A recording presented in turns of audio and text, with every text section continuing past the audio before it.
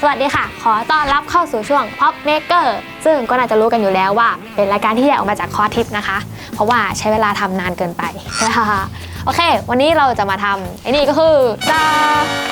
พ็อปปืนเหมยจาก Overwatch ค่ะเนื่องจากคุณเดียอยากคอร์สเราก็เลยจัดให้ทีนี้เรามาดูกันว่าใช้อุปกรณ์อะไรบ้างก็เลย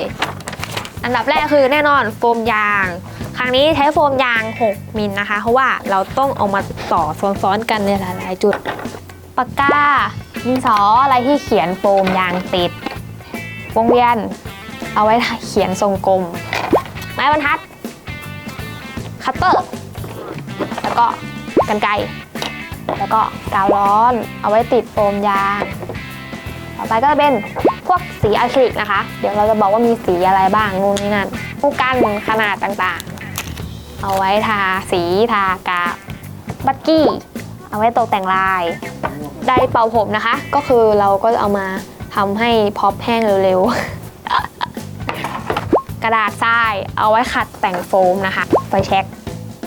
เอามาตกแต่งโฟมเหมือนกันแล้วต่อไปก็จะเป็นพ็อปพิเศษสำหรับตัวนี้นะคะเพราะว่าเราไม่สามารถทำขึ้นมาเองได้เราก็ต้องไปหาชิ้นส่วนที่ใกล้เคียงก็คือมีลูกบอลใสเอาไว้ติดตรงเนี้ยตรงลูกบอลพลังงานของปืนอะมันคือลูกบอลที่เอาไว้ของต้นคริสต์มาสที่มันถอดประกอบได้ลูกบอลไซส์ที่เล็กกว่าเพราะว่าเราจะต้องเอามาแบบทาสีฟ้ามาใส่ใน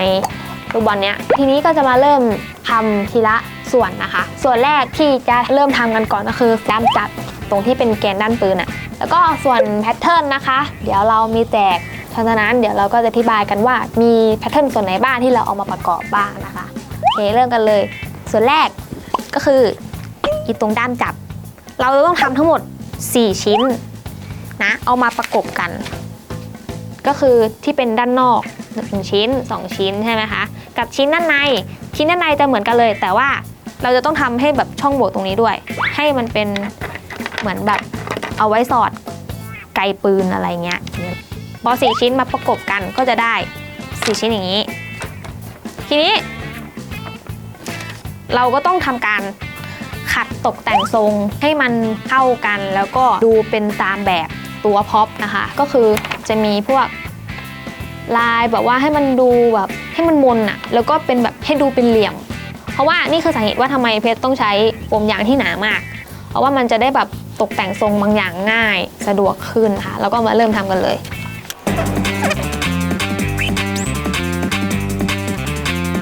เราก็จะทำแบบว่าเป็นตามขอบดีเทลอย่างเงี้ยค่ะแล้วเดี๋ยวเราจะทำการเอาคัตเตอร์มาเล็มขอบ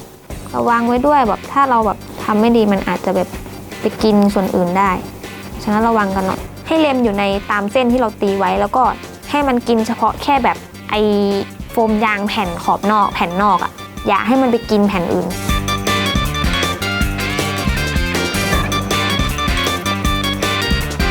ใช้พวกมีดแบบนี้ก็ดีนะเพราะว่ามันจะเข้ามุมเข้าขอบอะไรได้ดีกว่าคัตเตอร์ปกติอะคัตเตอร์บางอันมันอาจจะไม่แหลมไงแต่ก็แล้วแต่ความถนัดของแต่ละคนนะคะทีนี้เราตัดแล้วใช่ไหม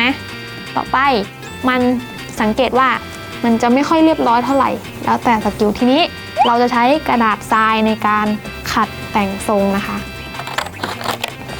ก็เป็นกระดาษทรายแล้วก็ขัดไปต่างๆไหมด้านนี้ก็จะเรียบ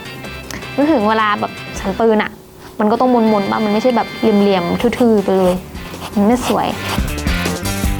นี้เราก็แต่งทรงให้มันเนียนๆเพราะว่าพยายามด้านไหนที่เราแบบต้องโชว์แบบไม่ได้ซ่อนเราก็พยายามขัดให้มันเนียนๆหน่อยดูเป็นเนื้อเดียวกันที่สุดเท่าที่จะทำได้กะดีเทลที่เราประกอบน้อยลงให้ขึ้นอยู่กับความเนียนของการขัดด้วยขัดดีก็เนียนดีเห็นไหมดูเนียนขึ้นถ้าเทียบกับตรงที่เราไม่ได้ทำนะคะอย่างเงี้ยกับตรงเนี้ยดูดีขึ้นตรงนี้เราไม่ทำเพราะว่าเดี๋ยวเรายังไงต้องมีแบบพ็อปส่วนอื่นบังแล้วเราก็เลยไม่ทำก็ทำเฉพาะส่วนที่เราต้องการให้เห็นก็พอทีนี้เราทำเสร็จแล้วใช่ไหมมันก็ยังเป็นขุยอยู่ถ้าเป็นขุยแบบเนี้ยเวลาทาสีมันไม่สวยเห็นไหมมันเห็นชัดไหมว่ามันแบบมันเป็นขุยอยู่เพราะฉะนั้นเราก็จะใช้ไฟแช็กในการลนเพื่อให้แบบว่าไอ้ส่วนที่ขุยนั้นเรียบลงลนผ่านๆนะระวังอย่าให้มันไหม้นะ เห็นไหมนี่คือความแตกต่างตรงนี้จะเรียบถ้าเราลองถูดูอ่ะมันจะเรียบแล้วขุยมันจะหายไปมันเป็นเทคนิคเอาไว้เวลาเหมือนแบบว่าเราไม่อยากใช้กาวได้ด้วยนะถ้าสมมุติว่าแบบชิ้นเล็กๆน้อยๆขี้เกียจทำอะไรเงี้ยกรณีแบบว่าเหมือนแบบอยากให้โดนน้ำได้ใช้วิธีพวกไฟลนนี้ก็โอเคเราใช้วิธีนี้เหมือนกันแบบตอนทำพ็อปแบบชิ้นใหญ่ๆมากๆอ่ะทากาวคงไม่ไหวอ่ะแล้วแบบเราก็เอาไฟเป็นแก๊สอ่ะถ้าบ้านแบบว่าเวลาใครทำพ็อปชิ้นใหญ่ๆหรืออะไรเงี้ยถ้าบ้านใครมีเตาแก๊สก็เปิดเตาแก๊สก็ได้แบบเอาพ็อปลนเอาแบบวิ่งผ่านไฟอะไรเงี้ยโอเคเรียบร้อยต่อไปตรงนี้นะคะคืออันนี้เราทำไว้ก่อนแล้วคือตอนแรกอ่ะพอเราตัดอ่ะมันจะหนามากเพราะว่าโฟมยางมันหนา6มิลใช่ไหมแล้วตามดีเทลตรงเนี้ยมันบางมากให้เราเอาโฟมยางอ่ะในส่วนที่เราตัดออกอ่ะทำขอบที่เราแบบตัดไว้ตรงร่องนี้ไอ้ร่องเนี้ยมันสูงเกินไปเกินกว่าตามแบบเราก็ต้องทำการเลาะมันเอาแค่ครึ่งเดียวกดเข้าไปเลยมันก็จะได้แบบให้มันตื้นลงอ่ะมันก็จะได้แบบไม่เป็นเหมือนตอนแรกต่อไปที่เราจะทำก็คือชิ้นส่วนนี้และส่วนขอบขาวๆนี้นะคะ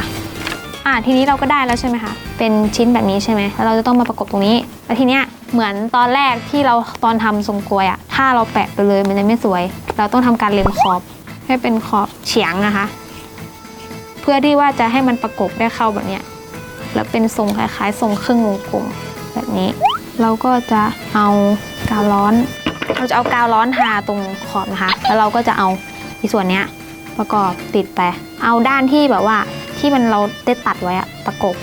แล้วก็จะได้อย่างนี้ใช่ไหมแล้วจากนั้นเราก็เอากาวร้อนทาตรงนี้อีกด้านหนึ่ง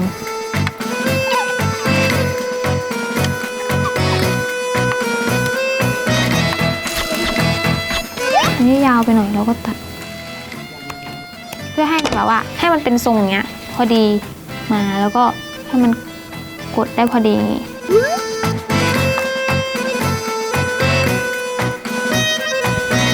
แล้วจะมีร่องตรงนี้ใช่ไหมเราก็เอาพวกเศษโฟมอะไรยัดไปที่มันเป็นรูอ่ะเนี่ยค่ะเราจะยัดใส่เงี้ยให้มันเรียบแล้วเราก็เอากระดาษทรายขัดตกแต่งไปอย่างนี้ใช่ไหมต่อไปเราก็เอาตรงที่เราตัดตอนแรกอะตรงเนี้ยมาใส่ตรงนี้แต่ตอนนี้เราต้องเล็มมันก่อนเล็มแต่งขอบมันตัดเข้าไปวอลให้เป็นวอลสามเหลี่ยมแต่งขอบให้มันมน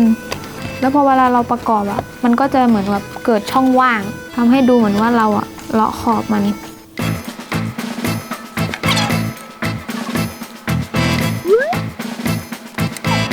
ไปก็จะเป็นทำแบบนี้นะคะทรงยาวหาสักประมาณให้มันสอดกับตรงนี้ได้ค่ะพวกเศษโฟมที่เราตัดเหลือให้มันอยู่ประมาณตรงนี้แล้วก็ลองกะพอปุ๊บเราได้แล้วก็ตัดแล้วก็เล็มขอให้เป็นเกิดสามเหลี่ยมเล็กๆอย่างนี้นะคะเนี่ยเพราะว่าตอนประกบเราจะได้แบบให้มันแบบเรียบติดกับตรงขอบอย่างนี้แปะขอบลงไปมันก็จะได้แบบนี้มันก็จะเทียบแล้วก็จะแบบสโลปลงเรียบไปเลยนี่ได้แล้วต่อไปที่เราทำก็คือส่วนนี้นะคะ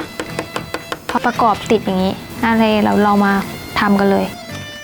จะมีไอ้แพทเทิร์นส่วนนี้ก็จะมีประมาณนี้แล้วเดี๋ยวเราจะทำไว้ให้ด้วยอย่างนี้แน่นอน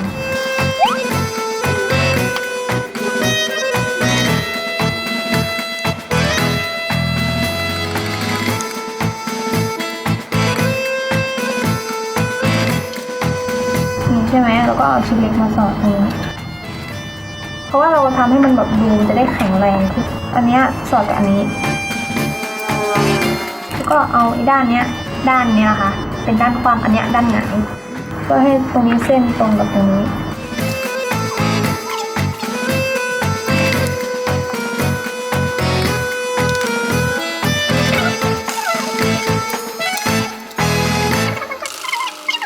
ได้ตามแบบมันก็จะมนๆหน่อยแล้วก็กรรไกรลบคม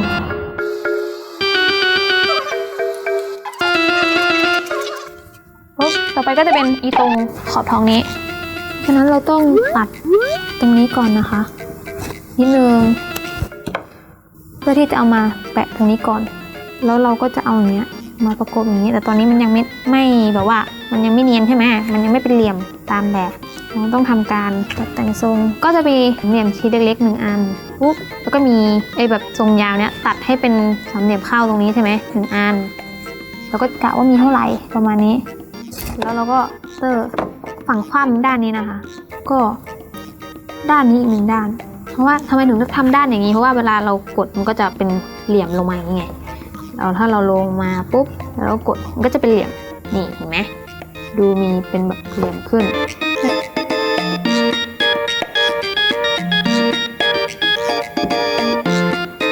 ก็จะเป็นทรงหักนี่นะคะ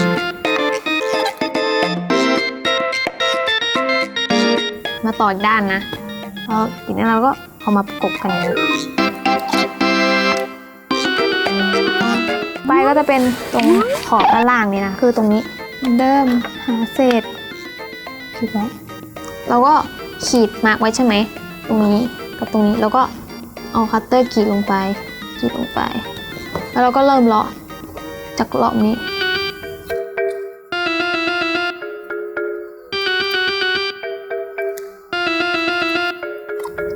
ใช่ไหมเราก็จะลองนี้แล้วเราก็เอาเศษผมยางมาประกอบแทนที่กะปริมาณพอเป็นอย่างนี้เราต้องหักเข้าอย่างนี้ให้เป็นเหลี่ยมๆฉะนั้นเราต้องทำการเฉือนมุมตรงนี้ให้เป็น3 เหลี่ยมเหมือนเดิมเหมือนกับวิธีที่ทำตรงนี้นะไอจุดเนี้ยคล้ายกันเพื่อที่จะหักให้มันเกิดมุมแต่ไม่มีรอยต่อหักมุมแบบสวยๆแบบเนียนๆถ้ายิ่งเฉือนได้มากเท่าไหร่มันก็จะยิ่งได้มุมหักที่คมมากเท่านั้นตัดหมดต่อเมื่อกี้ตรงที่เป็นทรงหักเหลี่ยมเป็นตัว L อย่างเงี้ยทำการหยอดกาวทีนี้เราก็ประกอบเสร็จแล้วใช่ไหมต่อไปถือว่าโครงตรงเนี้ยเราเสร็จกับหมดแล้วเอาไกปืนมาใส่ไกปืนอยู่ไหนWhere are youไกปืนเนี่ยแล้วพอเราประกอบไปปุ๊บก็จะได้ละตัวนี้ต่อไปเราก็จะทำลายบักกีลายดีเทลพวกนี้เลยนะเราจะทำเป็นทีละส่วนให้เสร็จแบบให้ได้มากที่สุดแล้วค่อยมาเอาประกอบกันอะไรอย่างนี้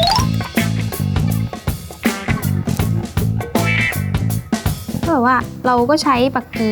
ช่วยด้วยได้เหมือนกันนะถ้าแบบเวลามันเป็นขุยๆเล็กๆน้อยๆแต่อย่านานมากถ้านานแล้วมันจะขุยมันจะแตกมันจะทำให้ไม่สวยเสร็จแล้วต่อไปเราก็จะทำไอ้ท่อแก๊สกันท่อน้ำแข็ง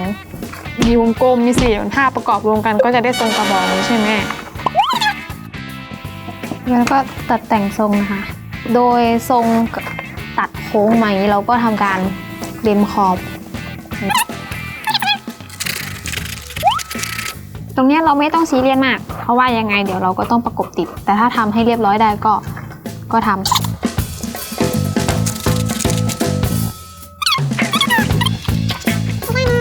ดีเทลตรงนี้นะของตรงนี้เราต้องตามแบบมันประมาณ 3.5 เซนนะคะ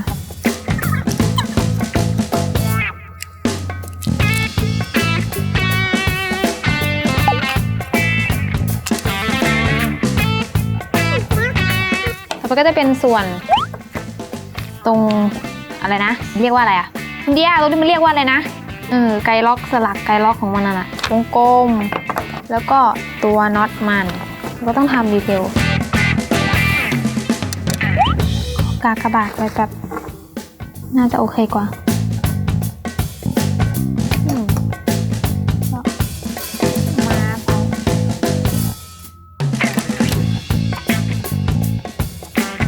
นี่เราจะ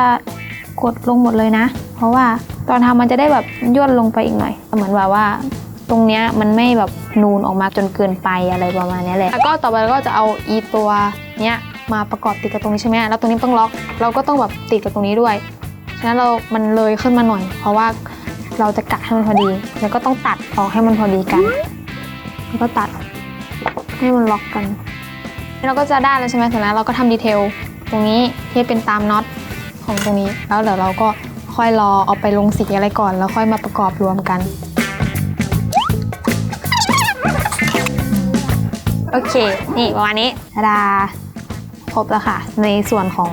ตรงท่อแก๊สพอเราลงสีเสร็จแล้วเราค่อยเอามาประกอบชิ้นรวมกันชิ้นต่อไปที่เราจะทำก็คือตรงท่อ กระบอกปืนนะคะเราต้องทำแพทเทิร์นเป็นแบบประมาณนี้เป็นครึ่งวงกลมแล้วโดยที่ว่าเห็นไหมว่าทรงพวกนี้มันไม่ได้เรียบเป็นท่อปกติมันจะแบบมีเว้านี้เราจะต้องทำให้ท่อมันเป็นอย่างนี้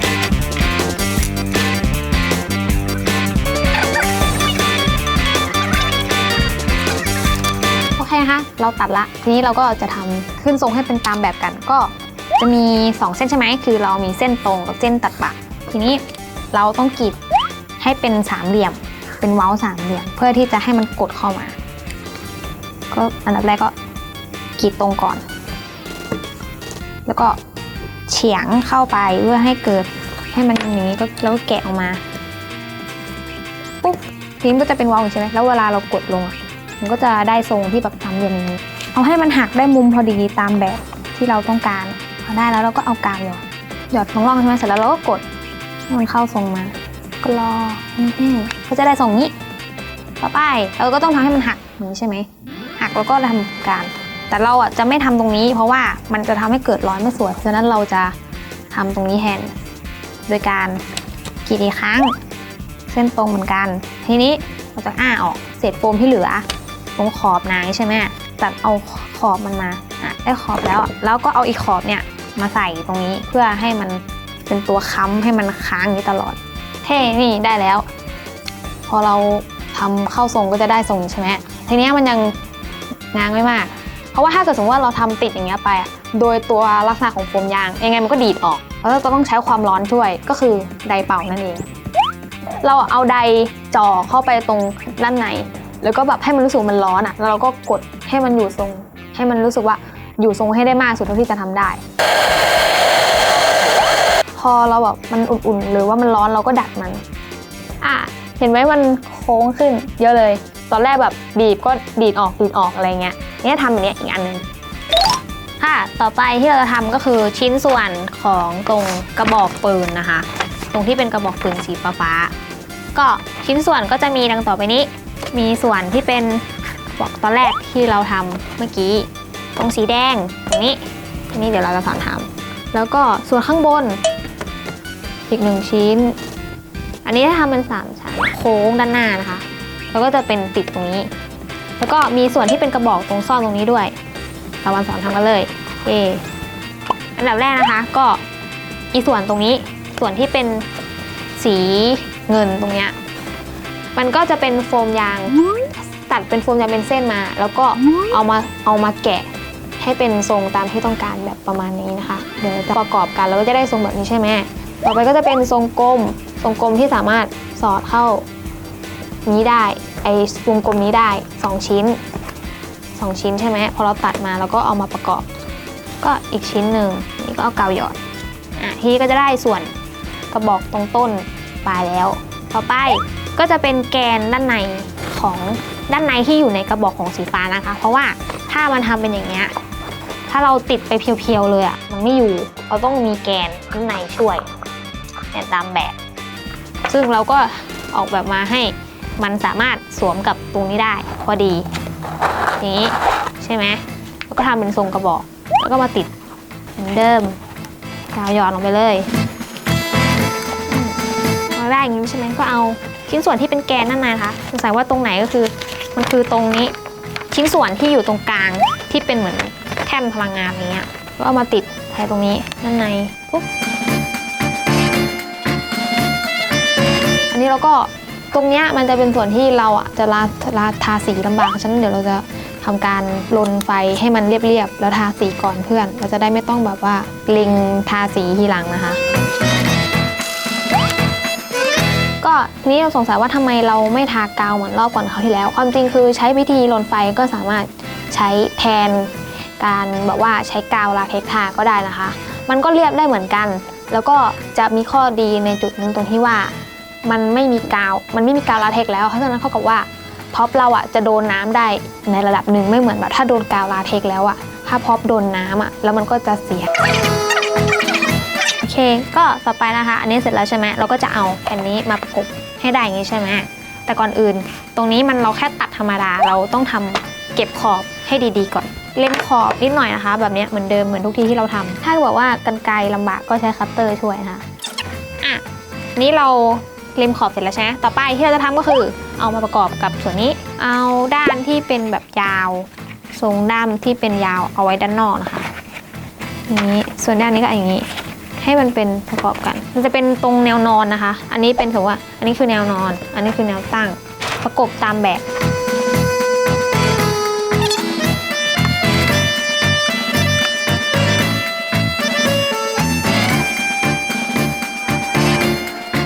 ต่อไปก็เอาชั้นบนมาประกบนะคะ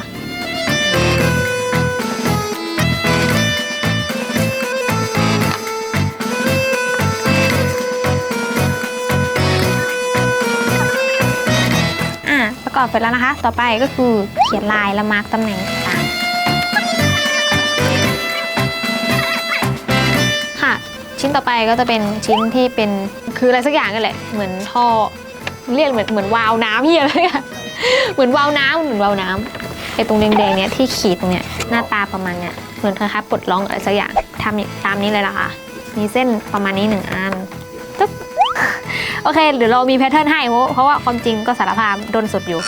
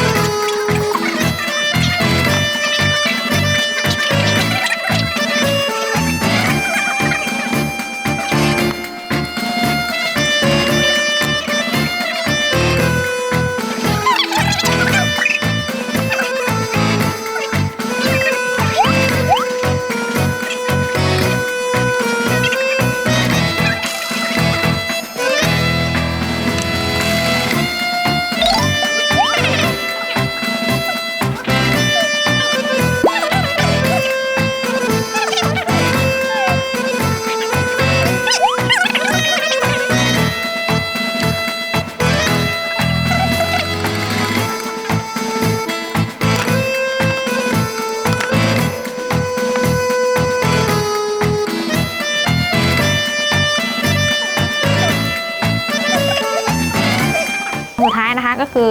ตัวโครงนั่นน่ะเราทำไว้ก่อนแล้วก็คือจะมีตัดเป็นทรงแบบนี้ทรงโค้งตรงฐานด้านใต้วงกลมนี้นะคะ2 อันแล้วก็มาประกบติดกันปุ๊บแล้วก็มี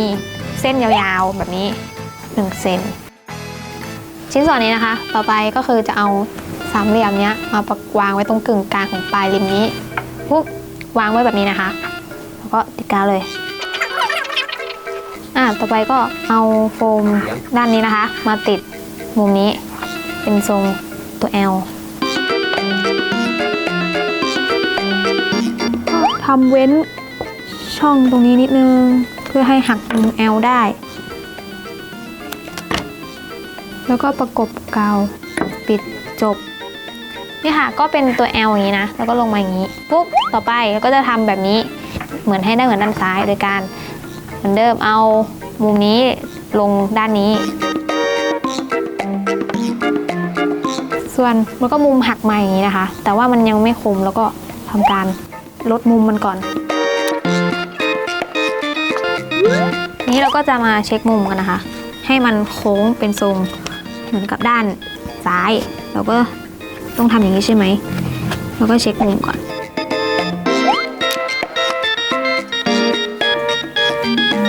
นี้เราจะทำให้ทรงมันโค้งอย่างนี้เราต้องใช้ไดเป่าช่วยกดให้มันอุ่นนะคะแล้วเราค่อยดัดมัน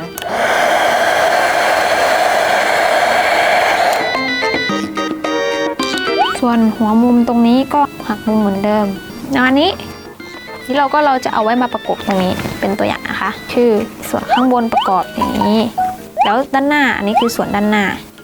เดี๋ยวเราจะใช้แบบว่าเชื่อมตอนที่ติดจะให้มันแบบว่าอยู่ทรงให้มากกว่านี้ตอนนี้ปล่อยให้มันงงๆไปก่อนอีกชิ้นหนึ่งก็คือ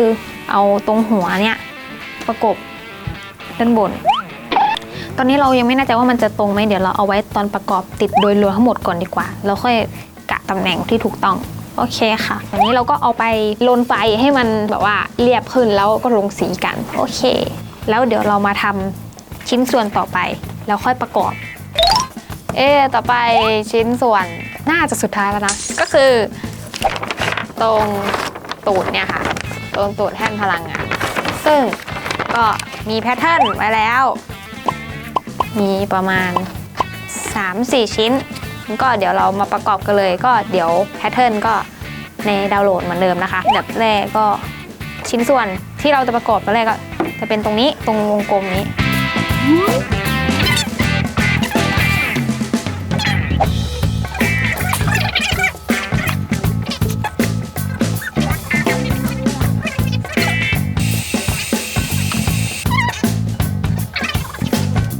ก็ประกอบก็จะได้อย่างนี้ทีนี้เราก็ทำดีเทลลายมันนะ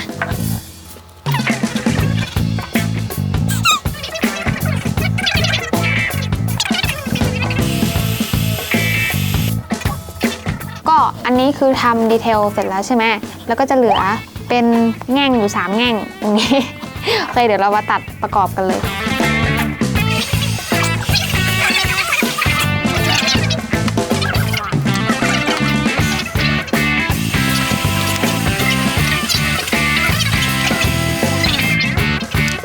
เสร็จแล้วนะคะ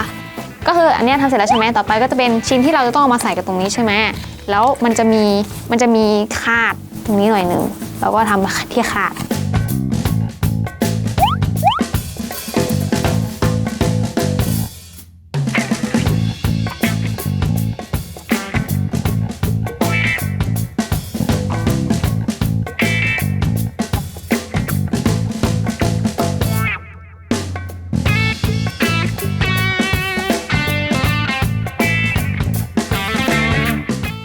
นี่ก็ทำเสร็จส่วนมากค่ะทีนี้ก็เอาชิ้นส่วนทั้งหมดที่เราทำเอาไปลงสี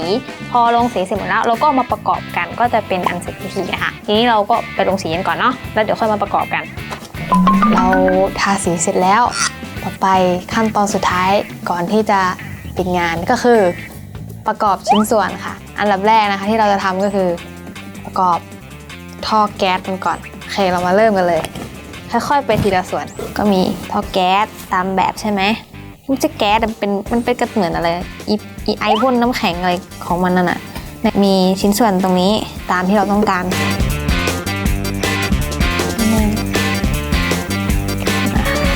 ตับกดลงไปแต่ก่อนอื่นด้ามปืนเราต้องใส่ไกปืนไปก่อนติดท่อตรงนี้เอากาวหยอดตรงริมเราต้องเอาด้านที่เป็นรอยต่อเข้าไปซ่อนตรงในแกนเพื่อแบบปกปิดรอยต่อแล้วก็ติดตรงด้านบนกาวหยอดด้านบนด้วยตรงนี้จะล็อกกับตรงนี้ต่อไปไกต่อไปที่เราจะทำก็คือตรงกระบอกก็คือตรงกระบอกลำกล้องนะคะดูด้านให้ถูกด้วยนะว่าด้านไหนเป็นด้านไหนต่อไปก็จะเป็นอันนี้นะคะพอแปะตรงนี้ก่อนใช่ไหมเดี๋ยวเราไกด์โดยการที่ว่าเอาตัวนี้ช่วย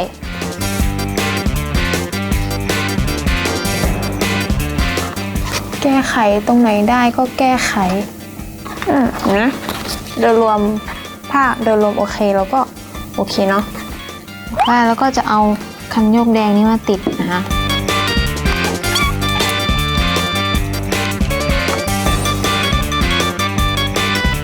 ไปชั้นบนตรงนี้แกนแบบสามเหลี่ยมเล็กๆเวลาติดมันจะได้นูนๆออกมาหน่อยๆสามเหลี่ยมสอดเข้าไปร้อยต่อไปจุดสุดท้ายตัวนี้ก่อนอื่นเราก็จะเอาลูกบอลสีฟ้าที่เราทาสีใส่เข้าไปข้างในไอ้ทีนี้มันจะเป็นอย่างนี้อยู่เขย่าไปเขย่ามาเราจะให้มันเหมือนยกสูงขึ้นเหมือนแอบลอยอยู่ตามขอบหน่อยๆเราก็จะเอาเศษโฟมยางมาค้ำไว้หยอดไว้ตามจุดต่างๆแบบตรงช่วงฐานของลูกแก้วพลาสติกใส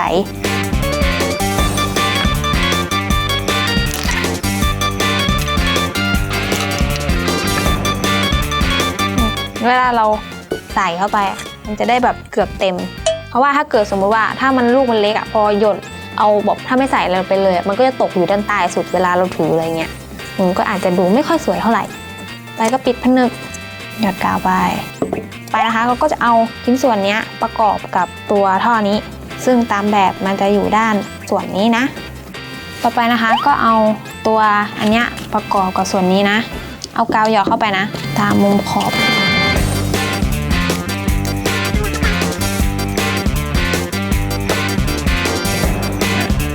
แล้วต่อไปก็เอาลูกบอลใส่เข้าไปตรงกลางอย่าลืมนะให้เส้นมันเป็นขนาบข้างอย่างนี้เพราะว่าเราจะได้ตีเส้นโค้งตรงนั้นไปชิ้นสุดท้ายมันจะเป็นส่วนที่เป็นสีเงินตรงนี้แล้วก็สอดเข้าไปด้วยกะตำแหน่งให้ถูกพอถูกแล้วเราก็กาวหยอดเข้าไปแล้วก็ชิ้นสุดท้ายนะคะจบละก็คือตรงนี้ให้เป็นคล้องกับตรงนี้เสร็จแล้ว